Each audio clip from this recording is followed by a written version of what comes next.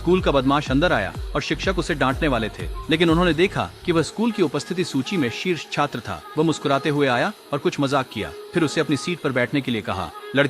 लड़की जो पास में थी को भी उसकी स्थिति से लाभ हुआ और शिक्षक द्वारा उसे डांट दिया गया। फिर वह अपनी सीट पर लौट गई।